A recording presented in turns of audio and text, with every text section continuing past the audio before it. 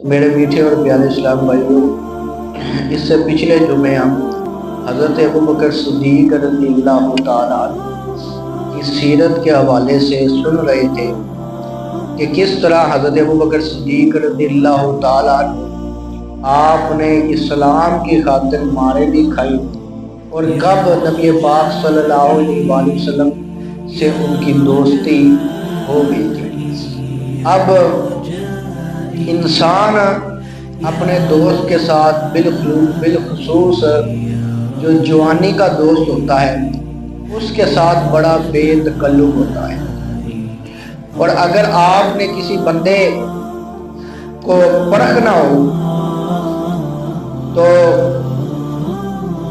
اس کے ساتھ ٹائم گزارنا پڑتا ہے، دن رات اس کے ساتھ گزارنے پڑتے ہیں۔ مثال کے طور پر نبی پاک صلی اللہ تعالیٰ علیہ وآلہ وسلم کی بارگاہ میں ایک شخص آیا، اس نے عرض کیا کہ فلاں شخص بہت ہی اچھا ہے، تو نبی پاک صلی اللہ تعالیٰ علیہ وآلہ وسلم نے فرمایا کہ کیا تم نے اس کے ساتھ سفر کیا ہے؟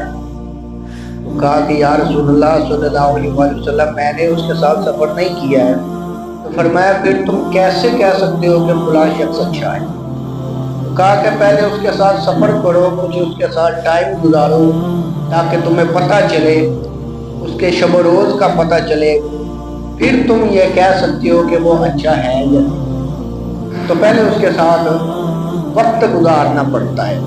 تو حضرت ابوبکر صدیق رضی اللہ تعالیٰ عنہ ان کی نبی پاک صلی اللہ علیہ وآلہ وسلم کے ساتھ جو دوستی تھی وہ 16.5 سال کی عمر مبارک میں ہو گئی تھی، اور نبی پاک صلی اللہ علیہ وآلہ وسلم کی عمر مبارک 20 سال کی تھی۔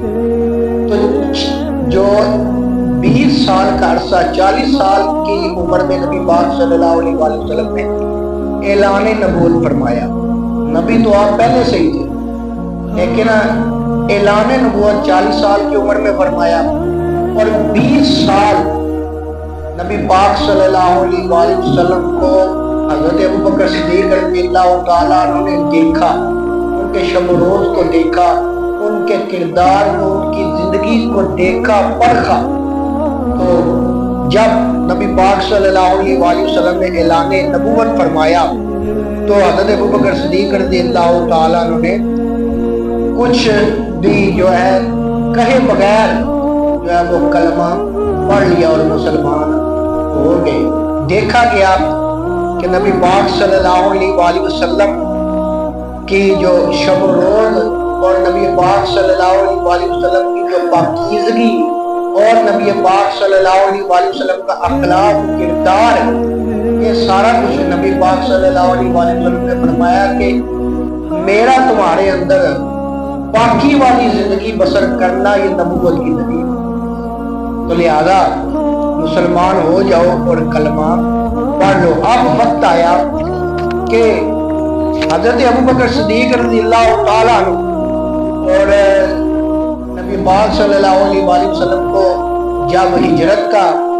جو ہے وہ وقت آ گیا، آپ کو اجازت مل گئی کہ اب آپ ہجرت کر جائیں، تو نبی پاک صلی اللہ علیہ وآلہ وسلم نے حضرت ابوبکر صدیق رضی اللہ تعالیٰ عنہ کو روک لیا اور باقی سب کو اجازت دے دی کہ باقی سب جو ہے وہ ہجرت کر جائیں، اور حضرت ابوبکر صدیق رضی اللہ تعالیٰ عنہ آپ کو فرمایا کہ اللہ تبارک و تعالیٰ تمہیں بہترین ساتھی عطا فرمائے۔ تو اس کے بعد سے حضرت ابوبکر صدیق رضی اللہ تعالیٰ عنہ آپ انتظار کرنا شروع کر دیا، رات کو سوتے نہیں تھے۔ اب وہ رات آئی اور نبی پاک صلی اللہ علیہ وآلہ وسلم کے گھر کو کفار نے گھیرا ہوا تھا، وہاں سے نبی پاک صلی اللہ علیہ وآلہ وسلم نکل کر حضرت ابوبکر صدیق رضی اللہ تعالیٰ عنہ کے گھر پر آئے، تو جو ہی حضرت ابوبکر صدیق رضی اللہ تعالیٰ عنہ کے گھر کے دروازے کو آپ نے ہاتھ لگایا تو دروازہ کھلا ہوا تھا، اور حضرت ابوبکر صدیق رضی اللہ تعالیٰ عنہ دروازے میں کھڑے ہوئے تھے۔ تو کہا کہ ابوبکر تم سوئے نہیں ہو؟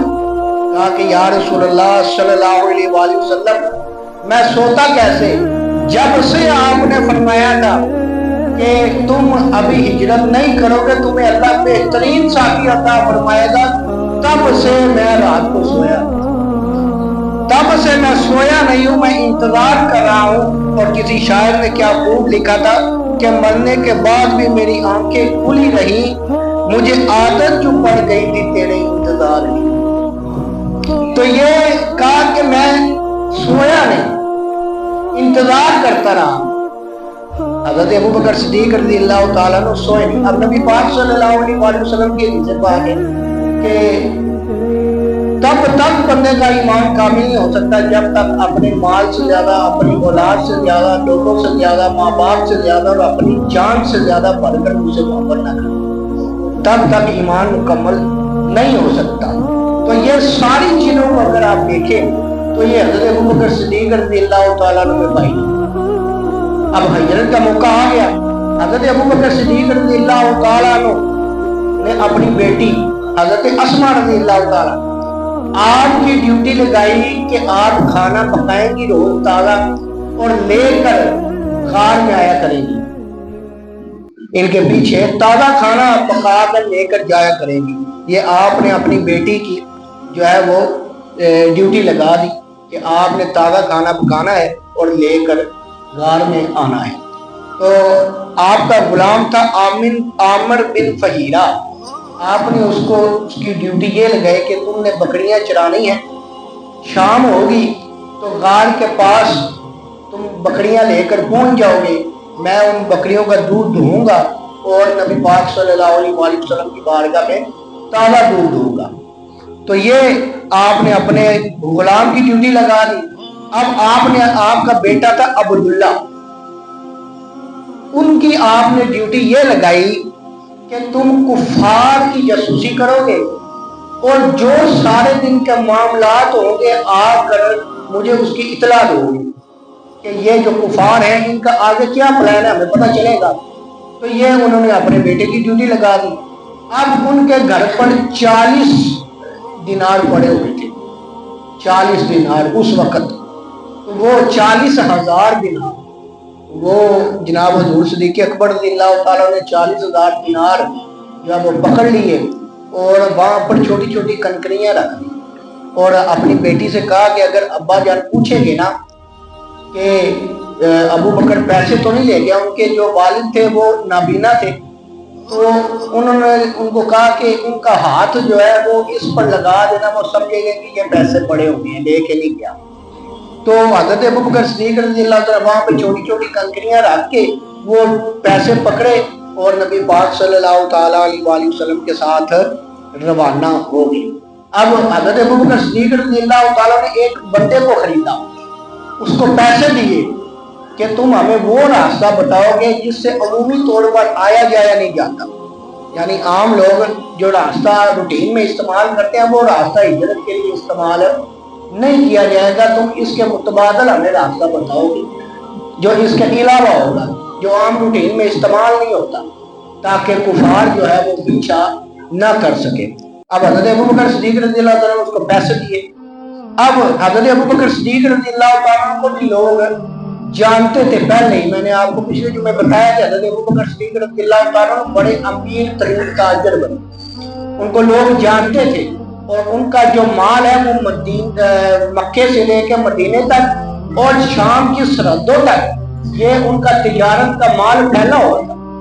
और जब लोग उनसे पूछते कि ए अबू बकर ये कौन है जो तुम्हारे साथ है, तो आपको बड़ा ही बेहतरीन जवाब देते और उनका जवाब देना उनकी दानाई का एक सबूत था। कहते कि ये मुझे सीधा रास्ता दिखाने वाले, मेरे राहबर हैं, मुझे सीधा रास्ता दिखाने वाले हैं। तो वो समझते हैं कि शायद ये कोई वो शख्स है कि इनको रास्ते का नहीं पता, ये उनको रास्ता दिखाता है, तो ये उस हिसाब से फिर अपना जो है वो सफर तय करते हैं। तो इस तरह जो है वो हिजरत हुई और ये गार में पहुंचे। अब जब हुजूर सिद्दीक़ अकबर रज़ियल्लाहु ताला ने देखा ना कि नबी पाक सल्लल्लाहु अलैहि वसल्लम कुछ थक चुके हैं और अभी हमने पहाड़ चढ़ना है और गार में पहुंचना है, वहां पर जो है हमने स्टे करना है, तो हुजूर सिद्दीक़ अकबर रज़ियल्लाहु ताला ने अर्ज़ की, या रसूलल्लाह सल्लल्लाहु अलैहि वसल्लम ایک عرض کروں؟ کہا کہ اے ابو بکر بتاؤ کیا بات ہے؟ کہا کہ یا رسول اللہ صلی اللہ علیہ وآلہ وسلم میرے ماں باپ آپ پر قربان، میرے بیوی بچے آپ پر قربان، آپ میرے کندھوں پر تشریف لے آئے، میں آپ کو اٹھا کے اوپر لے جاؤں۔ تو نبی پاک صلی اللہ علیہ وآلہ وسلم حضور صدیق اکبر رضی اللہ تعالیٰ عنہ کے کندھوں پر سوار ہوئے اور آپ نے پورا پنجہ نہیں لگایا بلکہ پنجابی کہتے ہیں پپا پہاڑ۔ حضور صدیق اکبر رضی اللہ تعالیٰ عنہ چڑھے پہاڑ، اور پھر پہاڑ چڑھے کس طریقے سے؟ اس رستے سے نہیں چڑھے کہ جو عمومی طور پر چڑھنے کے لیے استعمال ہوتا ہے، بلکہ اس کا متبادل رستہ اختیار کیا، اور جب صدیق اکبر نے ایک قدم اٹھایا پھر غار ثور پر جا کر سانس لیا، اور اس کی جو اونچائی کتنی بنتی ہے؟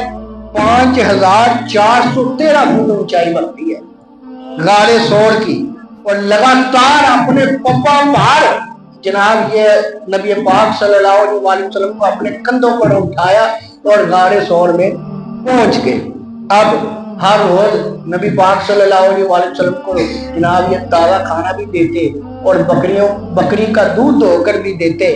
اب جب غار میں اندر جانا تھا نا تو کہتے ہیں کہ یا رسول اللہ صلی اللہ علیہ وسلم آپ رکے، پہلے میں جا کر غار کی صورتحال دیکھتا ہوں تاکہ کوئی مضر جانور نہ ہو، تاکہ اگر کوئی نقصان نہ آپ کو پہنچے، میں پہلے اندر جاتا ہوں، جا کے غار کی صفائی کرتا ہوں، پھر آپ تشریف لائیے گا۔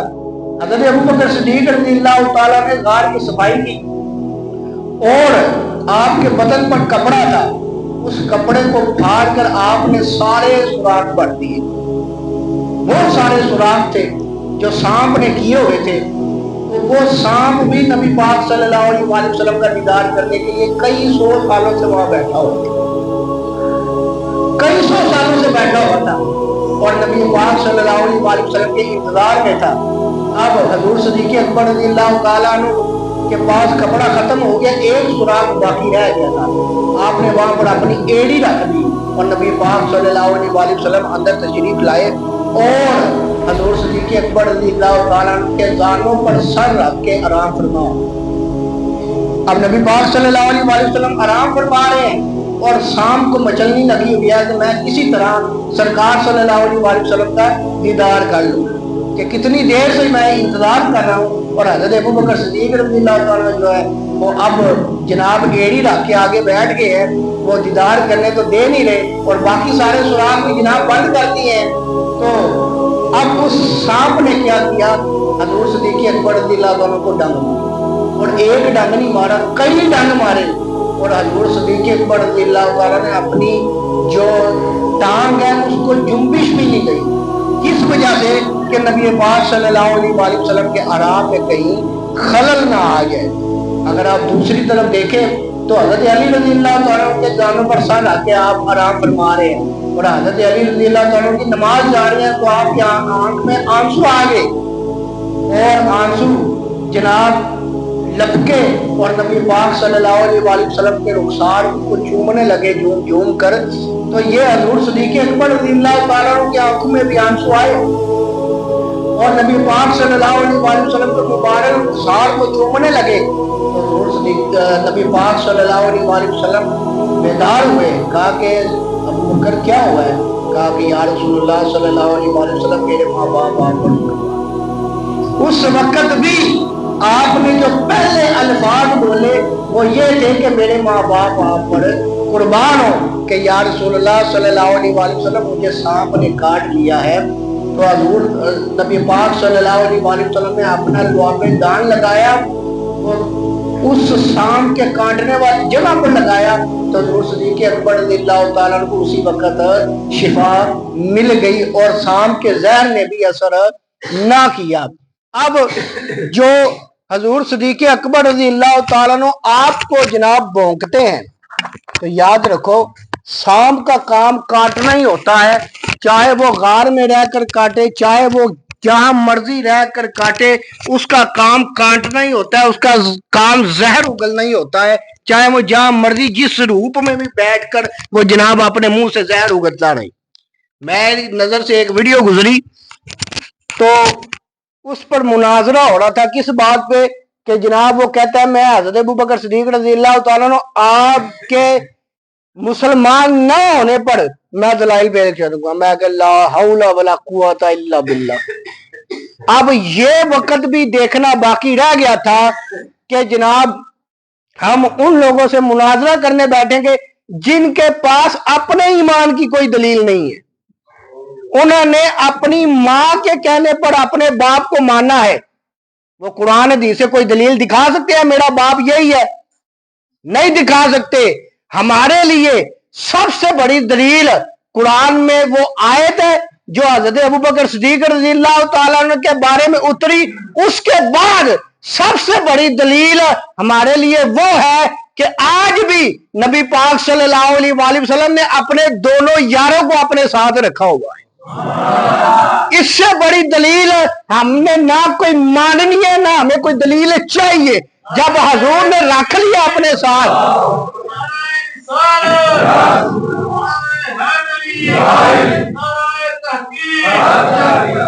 हमें किसी की कोई दलील नहीं चाहिए। जब नबी पाक ने अपने साथ रख लिया है तो सारे जनाब अल्फाज बेअल्फाज, सारे अल्फाज सारे बेमाना, हमें किसी का माना नहीं पता। हमें यह पता है कि नबी पाक ने अब भी उनको अपने साथ रखा हुआ है। तो ये है उनके यारों की शान। अगर कोई आगे कहेगा कि मैं जनाब इनके मुसलमान ना होने पर दलील जनाब दूंगा, तो हम कहेंगे पहले अपने बाप के होने की दलील दिखा, फिर हम तेरी कोई दलील सुनेंगे। जब हजूर ने साथ रख लिया है फिर तू कौन होता है भौंकने वाला? फिर तो तू वो सांप है जो अपने मुंह से वो जहर उगल रहा है और तू कुछ भी नहीं है। तो अल्लाह तबारक व तआला से दुआ है अल्लाह तबारक व तआला हमें अमल करने की और इन फितनों से बचने की तौफीक अता फरमाए। आमीन बिजाय नबी अमीन सल्लल्लाहु अलैहि वसल्लम सुन्नत अदा फरमाए।